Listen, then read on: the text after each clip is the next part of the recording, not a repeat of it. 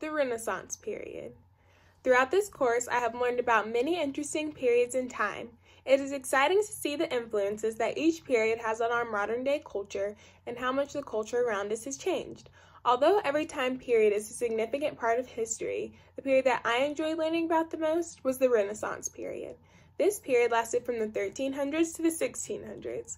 It began in Italy but quickly spread to the rest of Europe. Italian scholars and artists believed that they were the regeneration of the ideals in Roman culture.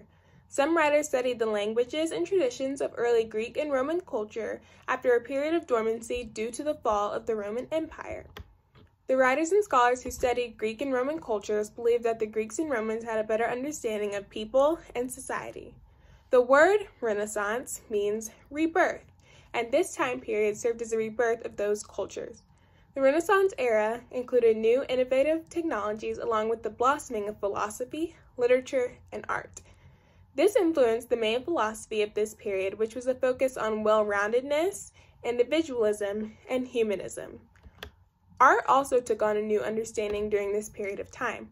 Artists emerged as independent personalities who took influences from many different areas. They used mathematics to ensure that their art was rational and proportional, but feelings and human concerns were at the center of their works. Artists had much more prestige in the classical era than in any of the other eras, including the Middle Ages, and artists wanted to reiterate that status by going back to many of those ideals. Early Renaissance art focused on architecture and personality, while high Renaissance art focused on drama. Exceptional art resulted in this time period with famous artists that include Leonardo da Vinci, Michelangelo, and Raphael. The Renaissance period focused on individuality, which affected many composers. Romeo and Juliet demonstrates this period because it shows the culture and marriage practices of the upper class during this era.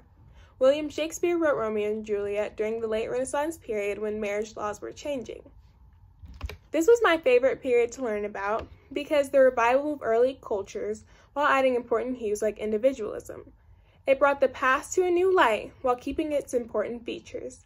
It was also a great time in art because many people today still focus on the works of Da Vinci and Michelangelo and Raphael, and there were many other amazing artists that emerged during this time.